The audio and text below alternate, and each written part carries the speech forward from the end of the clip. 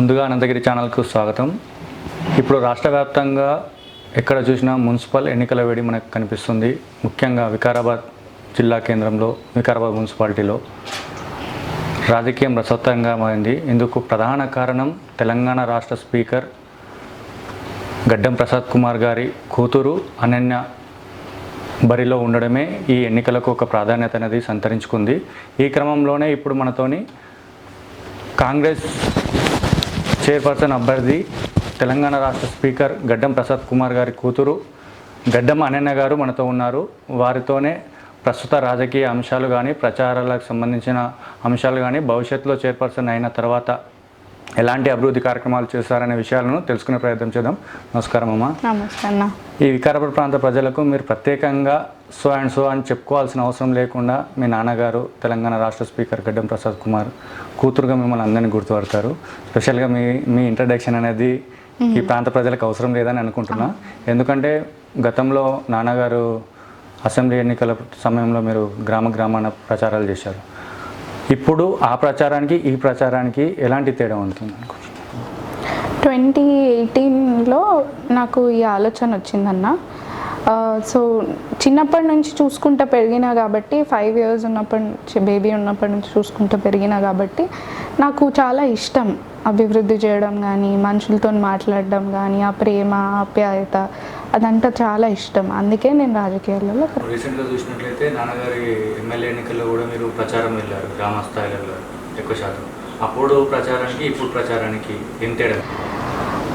అప్పుడు ప్రచారంకి ఇప్పుడు ప్రచారంకి అసలు తేడానే లేదన్న. అక్కడున్న ప్రేమనే ఇక్కడుంది, అక్కడున్న మనుషులు ఇక్కడ ట్రావెల్ అయ్యి వచ్చిండ్రు, ఒక టౌన్ని చేసుకుంది కాబట్టి సేమ్ ప్రేమ ఉంది. కానీ డిఫరెంట్ పనులు కొద్దిగా డిఫరెంట్ ఉన్నాయి టౌన్కి రూరల్కి. మీకు ఎప్పుడన్నా ప్రత్యక్ష రాజకీయాలకు రావాలని, నేను ఒక పదవిని అనుభవించాలని, పదవిలో ఉండి సేవ చేయాలని ఆలోచన మీ నాన్నగారి దృష్టి నుంచి వచ్చిందా? మీరు ప్రత్యేకంగా నేనే నాన్న ప్రజలకు సేవ చేయాలని నేను వెళ్తాను. సో నాకు చెప్తున్నాను, నాకు చాలా ఇష్టం పబ్లిక్తో మాట్లాడడం కానీ ఉండడం కానీ, ఒక హెల్ప్ చేస్తే హ్యాపీగా పీస్ఫుల్గా పడుకోవడం, అది అట్లాంటి ఎక్స్పీరియన్స్ నాకు అయింది 2-3 times. నార్మల్గా హెల్ప్ చేస్తేనే మా డాడీ నాన్నగారి దగ్గరికి వచ్చి మాట్లాడి థ్యాంక్ యూ అని చెప్తేనే ఆ రోజు చాలా హ్యాపీగా అనిపిస్తుంది. సో ఆ ప్రేమ కోసం నాకు ఒక చేంజ్ తేవాలని ఉంది. యంగ్ ఉమెన్ పాలిటిక్స్కి వస్తే ఎలా ఉంటుంది, యూత్ని ఇంకా ఉమెన్ ఎట్లా లోపలికి బయటికి రావాలి. ఇంట్లలో ఇప్పుడు సిటీలో చూస్తే ప్రతి దాంట్లో ఉమెన్ ఉన్నారు, మన వికారాబాద్లో కొద్దిగా తక్కువ. పాపులేషన్ ఆఫ్ ఉమెన్ ఎక్కువ, కానీ వాళ్ళు బయటికి రావడం కానీ మాట్లాడడం కానీ చాలా తక్కువ. సో నాకు అందుకే ఇక్కడ నుంచి ఒక పొజిషన్ అని లేకుండే కానీ పొజిషన్ ఉంటేనే పనులు చేయొచ్చు అని తెలుసుకొని వచ్చిన. ప్రస్తుతం రాష్ట్రంలో కాంగ్రెస్ ప్రభుత్వం ఉంది, మీ నాన్నగారు స్పీకర్గా ఉన్నారు, ఇక్కడ ఎమ్మెల్యేగా మీరు చైర్పర్సన్ అభ్యర్థిగా ఉన్న క్రమంలో మీ పైన ఎక్కువ ఎక్స్పెక్టేషన్స్ ఉంటాయి. వాటిని ఎలా రీచ్ అవుతారు? లెవెల్స్ ఆఫ్ లీడర్షిప్ ఉంటుందన్న. ఒక కౌన్సిలర్ కాంగ్రెస్ అయితే, మళ్ళీ ఒక మున్సిపల్ చైర్మన్ కాంగ్రెస్ అయితే, తర్వాత స్థానిక ఎమ్మెల్యే కాంగ్రెస్ ఉన్నాడు కాబట్టి, స్పీకర్ కూడా కాబట్టి, తర్వాత మన గవర్నమెంట్ కూడా కాంగ్రెస్ ఉంది కాబట్టి అభివృద్ధి చేయడానికి ఎక్కువ ఛాన్సెస్ ఉంటాయి, ఎక్కువ ఆశలు ఉంటాయి. ఇప్పుడు ఆపోజిషన్ పార్టీ వాళ్ళు కౌన్సిలర్గా అయ్యి ఒకరి దగ్గరికి వచ్చి పని అడుక్కోవాలంటే చాలా కష్టమవుతుంది. సో అందరు ఒకటే లెవెల్ ఆఫ్ లీడర్షిప్లో అందరు సేమ్ పార్టీ ఉంటే ఈజీ ఉంటుంది డెవలప్మెంట్కి. టౌన్ భాగంగానే మీ నాన్నగారు మంత్రిగా ఉన్నప్పుడే వికారాబాద్లో కొన్ని రోడ్లు కానీ అండర్ డ్రైనేజ్ సిస్టమ్ కానీ ఇప్పుడు విలీనమైన గ్రామాలలో కూడా వీటిని కోరుకుంటున్నారు. వాటి కోసం ప్రత్యేక ప్రణాళిక ఉంటే మన ఇప్పుడు జస్ట్ ఒక ఫ్యూ ఇయర్స్ బ్యాకే యాడ్ అయినాయి కాబట్టి కొన్ని కార్నరింగ్ గ్రామాలన్నీ అవన్నిట్లో కొద్దిగా డ్రైనేజ్ అండర్ గ్రౌండ్ డ్రైనేజ్ లేదు ఆర్ రోడ్స్ లేవు. సో అవన్నిటినీ మేము ఫస్ట్ అవన్నిటినీ ఫినిష్ చేసుకొని తర్వాత అవి మెయిన్ కాబట్టి అవి ఫినిష్ చేసుకొని తర్వాత వేరే అన్ని. ఇప్పుడు ఎన్నికల బరిలో మీతో పాటు ఇంకా 32 మంది ఇప్పుడు ఎలక్షన్లో పోటీ పడుతున్నారు. అందులో సీనియర్ నాయకులు కూడా చాలా మంది ఉన్నారు. వాళ్ళ నుండి ఏమైనా సూచనలు సలహాలు ఏమైనా తీసుకుంటున్నారు? నా సీనియర్ నాయకుల వల్లనే నేను బడిలోకి దిగిన. రిజర్వేషన్ వచ్చింది, అట్లనే నాకు వాళ్ళ ఆశీర్వాదాలతోనే నేను ఇక్కడ నిలబడినా. వాళ్ళని చాలా మా డాడీని ఒత్తిడి పెడితే మా డాడీ నన్ను అడిగి చేద్దామా అంటే సరే చేద్దాము అని చెప్పి, ఎందుకంటే నేను ఒక సూటబుల్ క్యాండిడేట్ అని అనుకుంటున్నారు. భవిష్యత్తు వాళ్ళతోని బాడీలోకి పోయినా కూడా సీనియర్ నాయకుల సూచనలు సలహాలు తీసుకోవడంలో మీరు ఎలాంటి నిర్ణయాలు తీసుకోబోతున్నారు? అంటే నాన్నగారి తరపున సీనియర్ లీడర్ల తరపున ఎలాంటి ప్రణాళికలు వేసుకొని అభివృద్ధి కోసం ఎలా చర్చించబోతున్నారు? మా కాంగ్రెస్ పార్టీలో మేమందరం బంధువులే, మేమందరం కలిసిమెలిసి ఫ్యామిలీస్ లెక్కనే ఉంటాం. సో నాకు అందరూ వాళ్ళ మామలు అవుతారు, పెద్దనాన్నలు అవుతారు. సో వాళ్ళందరినీ ఒపీనియన్స్ తీసుకొని నేను ముందుకు సాగాలి. ఎందుకంటే నాకు కూడా ఇప్పుడు ఫస్ట్ టైం కాబట్టి నేను వాళ్ళ ఆధ్వర్యంలో మా డాడీ చెప్పినట్టు నడుచుకుంటూ వెళ్తేనే నాకు ఎక్స్పీరియన్స్ అనేది వస్తుంది. యువత రాజకీయాలకు రావాలనేది ఒక క్రమంలోనే ఈరోజు మీరు ఒక యువ నాయకులుగా అడుగు పెడుతున్నారు. మీరు చైర్పర్సన్ అయ్యే క్రమంలో మీరు గెలిచిన తర్వాత యువతకు ఎలాంటి ప్రాధాన్యత ఇవ్వబోతున్నారు? యూత్ అనేది చాలా ఇక్కడ మన గ్రామంలో చాలామంది ఉమెన్ ఉన్నారు, అది కూడా యూత్. వాళ్ళు బయటికి రావట్లేదు, అందరు పట్టణాలకు వెళ్ళి చదువుకుంటున్నారు. కానీ ఇక్కడ అభివృద్ధి లేదని వాళ్ళు పట్టణాలకు వెళ్తున్నారు. అదే సౌకర్యాలు నేను ఇక్కడ తెచ్చి పెడితే ఉమెన్ ఇంకా బయటికి వస్తారు, ఇంకా చదువుకుంటారు, మనది ఈ స్టేట్ ఇంకా డెవలప్ అవుతుంది. మా కాన్స్టిట్యువెన్సీ ఇంకా డెవలప్ అయ్యి నాకు పర్సనల్గా తెలంగాణలో ఉన్న కాన్స్టిట్యువెన్సీలో నా కాన్స్టిట్యువెన్సీ నిలబడాలి, డిఫరెంట్ ఉండాలి, ఏదో ఒకటి చేయాలి. భవిష్యత్తులో మున్సిపల్ తరఫున మీరు యువతకు కానీ మహిళలకు కానీ ఏదైనా స్కిల్ డెవలప్మెంట్ ప్రోగ్రామ్స్ ఏమైనా తీసుకునే ఆస్కారం ఉందా? నేనేమనుకున్నా అంటే మంత్లీ వన్స్ ఒక్కొక్క దగ్గర వర్క్ షాప్స్ పెడదాం అనుకుంటున్నా. సో నేను నిన్న వార్డ్ 17 వెళ్ళినప్పుడు నా దగ్గర నా వార్డులో ఉన్న ఉమెన్ నాకు చెప్పారు, సో మైనారిటీ ఉమెన్, మాకు ఇక్కడ ఏమీ సౌకర్యాలు లేవు, ఫార్ ఏదైనా స్కిల్ డెవలప్ చేసుకుందామన్నా మాకేమీ లేవు అని చెప్పి. సో నేనేమనుకున్నా అంటే నేను ఎడ్యుకేటెడ్ కాబట్టి నాకున్న ఫ్రెండ్స్ సర్కిల్ నుంచి ఏదో ఒక వర్క్ షాప్, ఏదో ఒకటి ఉమెన్కి ఫ్రీ వర్క్ షాప్స్ తెచ్చి మంత్లీ వన్స్ ఒక 2 days 3 days వర్క్ షాప్ పెడితే వాళ్ళకు కూడా స్కిల్ డెవలప్మెంట్ అవుతుంది, వాళ్ళు ఓన్గా బతకొచ్చు అంతో సంపాదించుకొని అని అనుకుంటున్నాను. ఎమ్మెల్యే ఎలక్షన్లో మీరు కానీ నాన్నగారు కానీ ఈ ప్రాంతంలో గెలిపిస్తే అభివృద్ధి చేస్తామని పలు సభలలో సమావేశాల్లో చెప్పారు. ఇప్పుడు స్పీకర్గా అయిన తర్వాత వికారాబాద్ మున్సిపాలిటీలో ఎలాంటి అభివృద్ధి ప్రణాళికలు మీ దృష్టికి ఏమైనా వచ్చినాయా? ఎలాంటి అభివృద్ధి మున్సిపాల్లో జరగబోతుంది?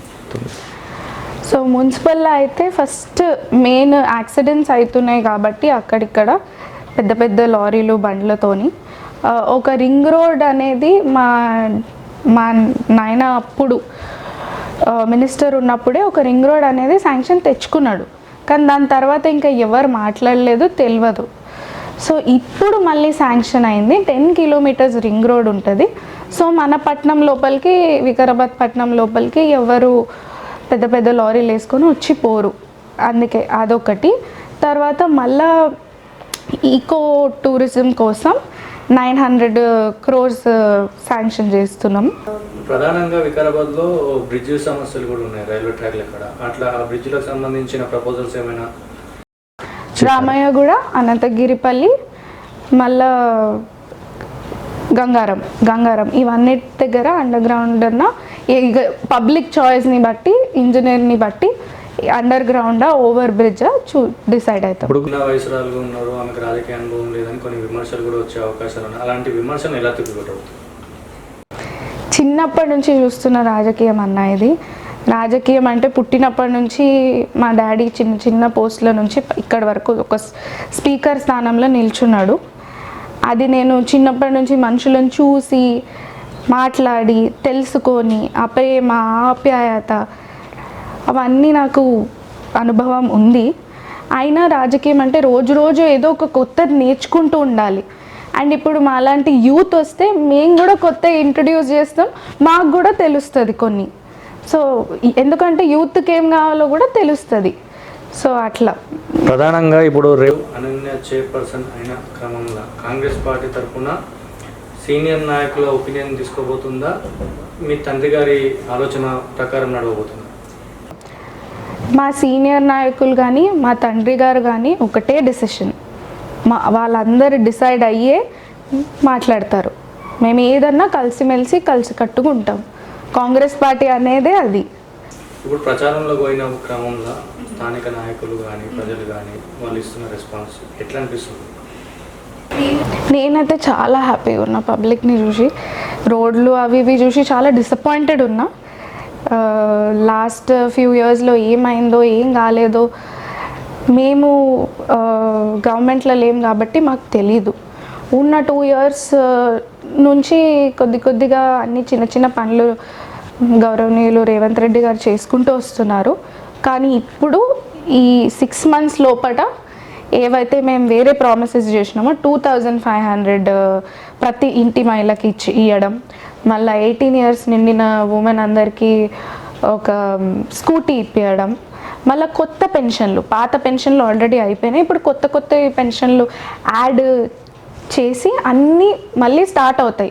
ఒక 6 months టైం పడుతుంది. ఎలక్షన్లకి ఇంకా 5 రోజుల సమయం ఉంది. 5 రోజులలో మీ ప్రణాళిక ఏంటి? ప్రజలకు ఎంతవరకు వెళ్ళాలనుకుంటున్నారు? మీ వాడికి పరిమితం కావాలనుకుంటున్నారా? 34 వార్డుల్లో కూడా మీ ప్రచారం అనేది కొనసాగించాలి? నాకు ఒక్క వార్డ్ అని లేదు. నేను యాక్చువల్లీ చాలా ఆలోచించి చూస్ చేసుకున్న వార్డ్ అది చాలా వెనకాల పడిపోయిన వార్డు మాది. కొంచెం మధు కాలనీ కొంచెం బెటర్ ఉంది, కానీ వేరే అన్ని వెనకాల పడిపోయిన కాలనీ అది. అక్కడ ఎప్పుడు కాంగ్రెసే ఉంటుంది యూజువలీ, కానీ మేము గవర్నమెంట్ కాంగ్రెస్ లేక అక్కడ ఏం అభివృద్ధి అవ్వలేదు. సో చాలా కష్టాలు. నేను ప్రతి వార్డులో తిరిగి ప్రతి రోడ్డు చూసి, రాత్రి లైట్లు పనిచేస్తున్నాయా లేదా చూసి అన్నీ చేస్తాను. నేను ఇచ్చిన మాట అయితే తప్పను. అట్లాంటి మనిషి. స్పీకర్ కూతురుగా మీరు చైర్పర్సన్ అయిన క్రమంలో మీరు స్థానిక ప్రజలకు ఎంతవరకు అందుబాటులో ఉండే అవకాశాలు ఉన్నాయి? మోస్ట్ ఆఫ్ ద టైమ్స్ నేను ఇక్కడనే ఉంటాను. ఫోన్ అయితే 24 hours ఐఎమ్ అవైలబుల్. కొంచెం మహిళ కాబట్టి మేబీ నాకు నేను కాల్ ఎత్తకపోతే I definitely call back. And నా నంబర్ కూడా నేను పబ్లిక్గా నార్మల్గా ఇచ్చేస్తున్నాను. ఇప్పుడు కూడా ఎవరికన్నా ఏదైనా చెప్పాలని ఉంటే నా నంబర్ 9849044233. నోట్ చేసుకోండి. ఏ ప్రాబ్లం ఉన్నా నేను అందుబాటులో ఉంటాను. స్పీకర్ కూతురుగా మీరు తొలి అడుగు ఒక కౌన్సిలర్గా, ఒక చైర్పర్సన్ అభ్యర్థిగా బరిలో ఉంటున్నారు. భవిష్యత్తులో అనన్య గారి గోల్ ఏంది? ఈ రాష్ట్ర రాజకీయాలలో ఆమె ముద్ర ఏమైనా ఉండబోతుందా? నాకు జనరల్ ఏదైనా కావాలంటే ఇప్పటికీ మా డాడీ పో చేసుకో అంటుండే, మీకు తెలిసిందే. ఓ ఆడ కూర్చోబెడతా, ఆడ చేస్తా. కానీ మా డాడీ అట్లా కాదు. మేము చాలా గ్రౌండ్ పీపుల్. మా గ్రౌండ్ మాకు చాలా ముఖ్యం. మా ఒక్కొక్క ఓటు, ఒక్కొక్క ఇల్లు, ఒక్కొక్క మనిషి చాలా ముఖ్యం. మీకు ఇప్పటికీ తెలిసి ఉంటుంది, మా నాన్నగారు ప్రతి మనిషిని పేరు పెట్టి పిలుస్తారు. అన్ని పేర్లు గుర్తుపెట్టుకుంటాడు ఆ మనిషి. ఆయననే నా ఇన్స్పిరేషన్. ఫస్ట్ రాజశేఖర్ రెడ్డి గారు, రేవంత్ రెడ్డి గారు, మా డాడీ, ఇట్లా పెద్ద లీడర్లు అందరూ నా ఇన్స్పిరేషన్. నేను వాళ్ళని చూసి నేను నేర్చుకుంటున్నాను. దాని తర్వాత ఇక ప్రజలు ఏది అడిగితే అది, ప్రజల కోరిక మేరకు నేను ఏదన్నా చేయడానికి రెడీ. ఇప్పుడు వచ్చింది కూడా వాళ్ళ ఇష్టంతోనే. నేను ప్రజలను చూసి వాళ్ళ ఇష్టం, వాళ్ళ ప్రేమ. అసలు నేను ఏమీ లేనప్పుడు ఒక ఎమ్మెల్యే క్యాండిడేట్ డాటర్ ఉన్నప్పుడే నన్ను చాలా హ్యాపీగా చూసుకున్నారు. అట్లాంటి ప్రజలకు నేను ఏదో ఒకటి వాపస్ ఇవ్వాలి కదా, అందుకే ఈ కౌన్సిలర్గా నిలబడుతున్నాను. ఇప్పుడు మిమ్మల్ని కూడా చిన్నప్పటి నుండి కూడా నాయకులు, ఈ ప్రాంత నాయకులు కానీ ప్రజలు కానీ మిమ్మల్ని చిన్నప్పటి నుండి మీ నాన్నగారి ద్వారా పరిచయమైన వ్యక్తులుగా మిమ్మల్ని గుర్తిస్తూనే ఉన్నారు. ఇప్పుడు వాళ్ళు మీ మీద చూపించే అభిమానం కానీ వాళ్ళ ఆప్యాయత కానీ మీరు వాళ్ళకి ఏం తిరిగి ఇవ్వాలనుకుంటున్నారు? మా ప్రతి నాయకులు కానీ నన్ను ఒక బిడ్డలాగానే చూసుకుంటారు.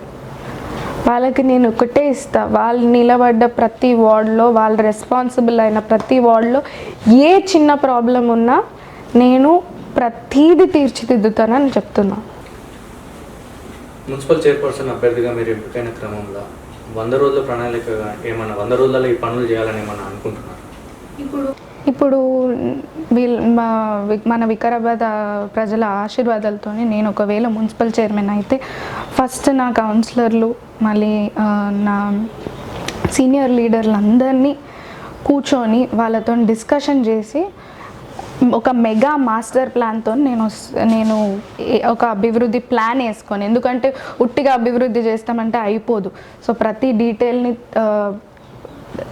డీటెయిల్ని తీసుకొని అన్నిటి మీద కాన్సన్ట్రేట్ చేసి చేస్తాను. ఎక్కువ శాతం కూడా అభివృద్ధి చెందిన కాలనీల కన్నా స్లమ్ కాలనీస్లో ఎక్కువగా మీరు అబ్జర్వ్ కనిపిస్తాయి. అట్లా స్లమ్ కాలనీల మీద ప్రత్యేక దృష్టి ఏమైనా పెడతారా? వాళ్ళ నుండి వచ్చే ఫిర్యాదుల కోసం ఇలా మున్సిపల్ ఏదైనా ప్రత్యేక విభాగం అనేది ఏమైనా ఏర్పాటు చేస్తారా? నాకు ప్రతి వార్డు ఒక్కటే, కానీ ఎక్కడైతే వెనకాల పడిపోయిన వార్డు ఉందో అట్లాంటి ప్రాంతాలు, ఫర్ ఎగ్జాంపుల్ మీరు చెప్పినట్టు కొద్దిగా స్లమ్ ఏరియాస్ అవి లేకుండా చేద్దామనే నా ఆశ. స్లమ్ అనొద్దు ఇంకా ఎవరు. ఆ కాలనీ, ఈ కాలనీ, ఆ కాలనీ అని పేర్లు పెట్టి పిలవాలి. అట్లా చేసుకోవాలని నా ఆశ. మున్సిపల్ అడ్మినిస్ట్రేషన్ విషయంలో మీరు ఏమైనా ప్రత్యేక ఆలోచనతో ఏమైనా ఉన్నారు? సో ఇన్ని రోజులు నాకు అడ్మినిస్ట్రేషన్ ఎట్లా అయిందో అంత ఐడియా లేదు, కానీ ఇప్పుడు నేను వచ్చినాక అందరినీ సెట్ చేసుకొని ప్రతి టౌన్ ప్లానింగ్ కానీ అది ఒక కమిషనర్తో కానీ అందరితో కూర్చొని మరి నేను ప్రాపర్ అడ్మినిస్ట్రేషన్ పెట్టుకొని అప్పుడే పనులు స్టార్ట్ చేస్తా.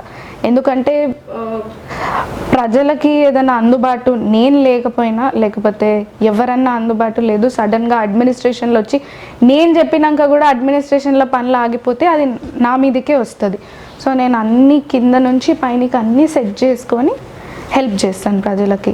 సో నేను ఆల్రెడీ నేను ఒకవేళ చైర్మన్ అయితే నేను ఒక టోల్ ఫ్రీ నంబర్ కూడా పెట్టాలనుకుంటున్నాను. ఎందుకంటే చిన్న చిన్న సమస్యలు, కరెంట్ కానీ లేకపోతే స్ట్రీట్ లైట్స్ కానీ ఇవన్నీ సమస్యలకి ఫోన్లు వస్తూనే ఉంటాయి.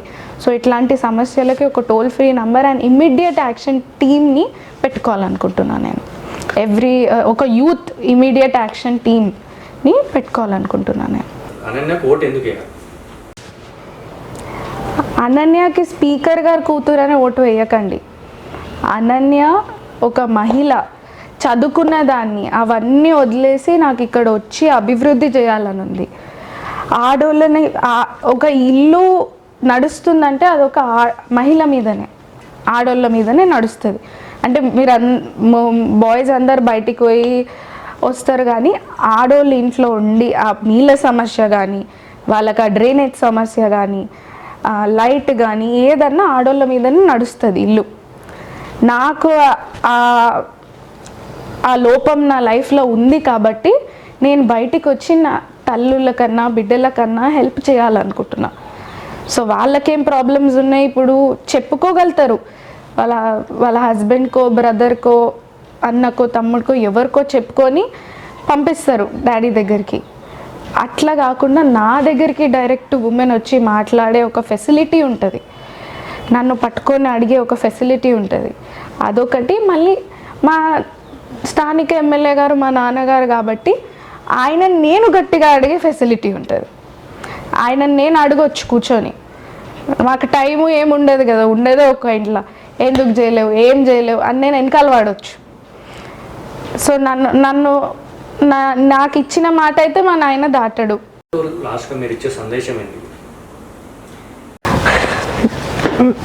వికారాబాద్ ప్రజలందరూ నన్ను ఒక చెల్లెగా, నన్ను ఒక బిడ్డగా ఆదరించి, అక్కగా ఆదరించి అందరూ మీ అమూల్యమైన ఓటు వేస్ట్ చేసుకోకుండా నాకు మా కాంగ్రెస్ నుంచి నిలబడ్డ అభ్యర్థులందరికీ వేసి మీరు రైట్ చాయిస్ చేసుకుంటారని నేను అనుకుంటున్నాను.